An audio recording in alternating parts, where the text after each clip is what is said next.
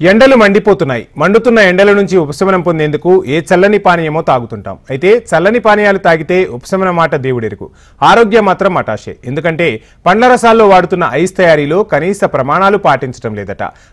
సిటీలో చాలా చోట్ల అపరిశుభ్ర వాతావరణంలో కలుషిత జలాలతో ఐస్ తయారు చేస్తున్నారు. ఇలాంటి ఐస్ కారణంగా ఆరోగ్య సమస్యలు తలెత్తే అవకాశాలు ఉన్నాయి.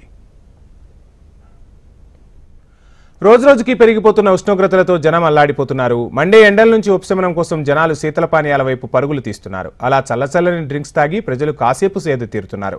ఎండాకాలంలో శీతల పానీయాలకు ఫుల్ డిమాండ్ ఉండటంతో ఎక్కడ చూసినా ఫ్రూట్ జ్యూస్ దుకాణాలు, చెరుకు, నిమ్మరసాల బండ్లు దర్శనమిస్తున్నాయి.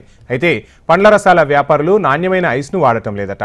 అపరిశుభ్రమైన వాతావరణంలో కలుషితమైన నీటితో తయారు చేసిన ఐస్నే ఈ వ్యాపారులు ఉపయోగిస్తుండడం కొంత ఆందోళనకు గురిచేస్తుంది. నిజానికి నాణ్యమైన ఐస్ ఒక్క క్యూబ్ 500 వరకు ధర ఉంటుంది. అదే నాణ్యతా ప్రమాణాలు పాటించని కేంద్రాల్లో తయారయ్యే ఐస్ కేవలం 100 నుంచి 150 రూపాయలకే లభ్యమవుతోంది. దీంతో పెద్ద పెద్ద జ్యూస్ సెంటర్ల నుంచి మొదలు నిమ్మరసం, సోడా బండ్లు నడిపే చిరు వ్యాపారుల వరకు ఈ తక్కువ ధరకు దొరికే నాణ్యత లేని ఐస్నే ఉపయోగిస్తున్నారు. కొన్ని చోట్ల చేపలు నిల్వ ఉంచడానికి వినియోగించిన ఐస్ ఇతరత్రా అవసరాల కోసం వాడే ఐస్ను వినియోగిస్తుండడం అనారోగ్యానికి కారణమవుతోంది.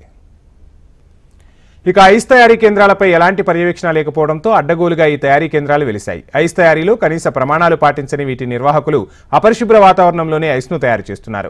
ఐస్ తయారీ కేంద్రాల్లో పరిస్థితులు చాలా అధ్వానంగా ఉంటాయి. వాటర్ను ఫ్రీజ్ చేసే పెట్టెలు కానీ, ఐస్ తయారీ కోసం ఉపయోగిస్తున్న నీటి విషయంలోనూ వీటి తయారీదారులు కనీస నియమాలు పాటించడం లేదు. కొన్ని చోట్ల అపరిశుభ్రమైన నీటినే ఐస్ తయారీకి ఉపయోగిస్తున్నారు. నిజానికి సిటీలో ఐస్ తయారీకి తాము మంజీరా వాటర్నే ఉపయోగిస్తామని నిర్వాహకులు చెబుతుంటారు. నిజానికి సిటీలో నీటి సమస్య దృష్ట్యా మంజీరా వాటర్ను వినియోగించే పరిస్థితి లేదు. చాలా వరకు ఐస్ ఫ్యాక్టరీ నిర్వాహకులు 90% బోర్ వాటర్ ఉపయోగిస్తున్నారు. వాస్తవానికి స్టెరిలైజ్డ్ నీటితోనే ఐస్ను తయారు చేయాలి. కానీ ఎవరూ అలాంటి నిబంధనలు పాటించడం లేదు. ఇక శివారు ప్రాంతాల్లో ట్యాంకర్ల ద్వారా మూసీ నుంచి తరలిస్తున్న వాటర్ను ఐస్ తయారీకి వినియోగిస్తున్నట్లుగా గుర్తించారు. పరిశ్రమల వ్యర్థాలతో కూడిన ఈ నీటి వల్ల అనారోగ్య సమస్యలు తలెత్తే అవకాశాలున్నాయంటున్నారు వైద్యులు. హైదరాబాద్లో విచ్చలవిడిగా ఐస్ అమ్మకాలు జరుగుతున్నాయి. ఫుట్పాత్లు, బస్టాపుల్లో ఐస్ అమ్మకాలు కొనసాగిస్తున్నారు వ్యాపారులు. ఇక ఐస్ పైన చెక్క పొట్టుతో కప్పేస్తారు. రోడ్లపైన దుమ్ము ధూళి అంతా ఐస్కు చేరుకుంటుంది. ఈ ఐస్ విషయంలో జాగ్రత్త పడాలి. ప్రస్తుతం సిటీలో అపరిశుభ్ర వాతావరణంలో తయారు చేస్తున్న ఐస్ కారణంగా గొంతు, ఊపిరితిత్తుల వ్యాధులతో పాటు టైఫాయిడ్, వైరల్ ఫీవర్స్ వచ్చే అవకాశాలున్నాయంటున్నారు వైద్యులు.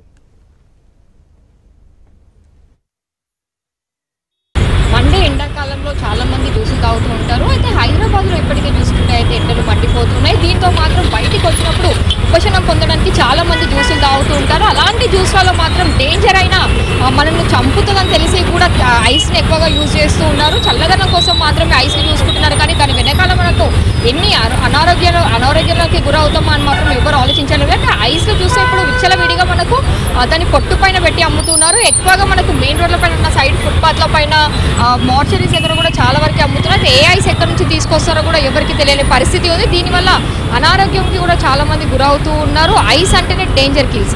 కానీ ఇది తెలిసి కూడా చాలా మంది వాళ్ళ హెల్త్ గురించి పట్టించుకోకుండా మాత్రం ఇలాంటి ఐస్లను అయితే తింటూ ఉన్నారు, వాడుతూ ఉన్నారనే చెప్పాలి. ముఖ్యంగా రోడ్ల పైన పొల్యూషన్కి పక్కనే ఏదైతే హెవీ వెహికల్స్ వెళ్తూ ఉంటాయో అక్కడ పక్కన ఫుట్పాత్ల పైన కూడా ఈ ఐస్లని అమ్ముతున్నారు. దీనివల్ల మాత్రం చిన్నపిల్లలకి చాలా ఎఫెక్ట్ పడుతూ ఉంటుంది. అలాంటిది కూడా తల్లిదండ్రులు ఎవరు ఈ ఐస్ల గురించి ఆలోచించకుండా మాత్రం జ్యూస్లలో ఎక్కువగా ప్రిఫరెన్స్ ఇస్తున్నారు. అయితే వీళ్ళు ఆటోలలో, బండ్ల పైన కూడా తీసుకొని ట్రాన్స్పోర్ట్ తీసుకెళ్తూ ఉన్నారు. అయితే ఐస్లను ఎక్కువగా మనము జ్యూస్ సెంటర్లలో ఎక్కువగా వాడుతూ ఉన్నారనే చెప్పాలి. అయితే ఈ ఐస్ అమ్మే వాళ్ళు కూడా ఎంతగానో భయపడుతూ ఉంటూ ఈ ఐస్లని అమ్ముతూ ఉంటారు. వాళ్ళ బిజినెస్ మాత్రం దీన్ని తెర వెనకాలనే చేస్తూ ఉంటారనే చెప్పాలి. వీడియో జర్నలిస్ట్ గోవర్ధన్తో సుప్రియ.